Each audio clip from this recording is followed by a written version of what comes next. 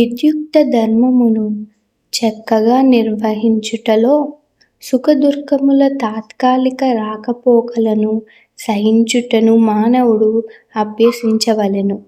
వైదిక నియమములననుసరించి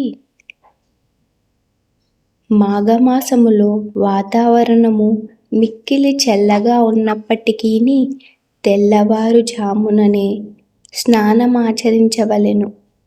వైదిక నియమములను అనుసరించేవారు అట్లు స్నానమాచరించుటకు సంశయింపరు. అట్లే వేసవి కాలంలో అత్యంత వేడిగా ఉండు సమయములో అనగా మే, జూన్ మాసములలోనూ స్త్రీలు వంటశాలలో వండుటకు సంకోచింపరు. వాతావరణము వలన అసౌకర్యములు ఏర్పడినను మానవుడు తన విద్యుక్త ధర్మమును కొనసాగించవలెను. అట్లే యుద్ధము చేయుట క్షత్రియుల ధర్మము కనుక తన మిత్రునితో గాని బంధువుతో గాని యుద్ధము చేయవలసి వచ్చినను క్షత్రియుడు తన విద్యుక్త ధర్మము నుండి తప్పుకోరాదు. జ్ఞానము మరియు భక్తి చేతనే మానవుడు మాయా బంధముల నుండి తనను విడిపించుకోగలడు. కనుక ఆ జ్ఞాన స్థితికి ఎదుగుట కొరకై అతడు ధర్మ నిర్వహణకు సంబంధించిన నియమ నిబంధనలను అనుసరించవలెను. ఈ శ్లోకములో అర్జునుడు 2 నామాలతో సంబోధించబడుటలో విశేషము కలదు. అతనిని కౌంతేయ అని సంబోధించుట చేత, అతని తల్లి వైపు రక్త సంబంధమును భారత అని సంబోధించుట చేత, అతని తండ్రి వైపు గొప్పదనమును సూచించును.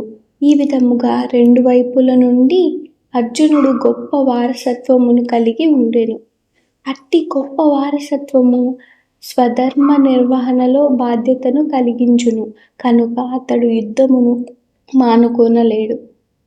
ఉన్నతమైన ఆధ్యాత్మిక అనుభూతిని పొందుటకు స్థిర నిశ్చయుడై సుఖదుఃఖముల రాకపోకల తాకిడిని సమానముగా సహించగలిగే మానవుడే మోక్షముకు అర్హుడు.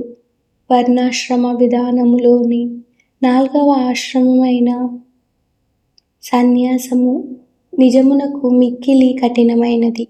ఏమైనను జీవితమును పరిపూర్ణము చేసుకొనుటలో శ్రద్ధ కలిగిన వ్యక్తి ఎన్ని కష్టములు ఎదురైనను సన్యాసాశ్రమమును తప్పక స్వీకరించును.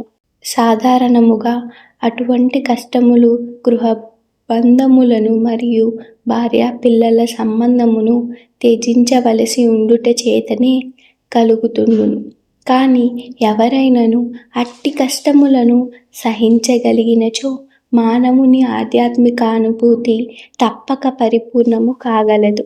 అట్లే స్వీయం వంశీయులతో లేదా ప్రియమైన వారితో యుద్ధము చేయుట కష్టమైనను క్షత్రియునిగా అర్జునుడు ధర్మపాలన విషయంలో దృఢ నిశ్చయములు కలిగి ఉండవలెనని ఆదేశించబడినది. శ్రీ చైతన్య మహాప్రభువు 24 ప్రాయములో సన్యాసమును స్వీకరించెను.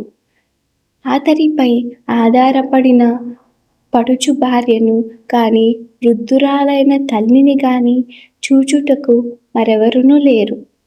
అయినను ఉన్నత ప్రయోజనము కొరకై ఆయన సన్యాసమును స్వీకరించి ఉన్నత ధర్మ కార్యములను నిర్వహించుటలో ధీరుడై నిలిచెను. భౌతిక బంధముల నుండి విముక్తిని సాధించుటకు అదే మార్గము.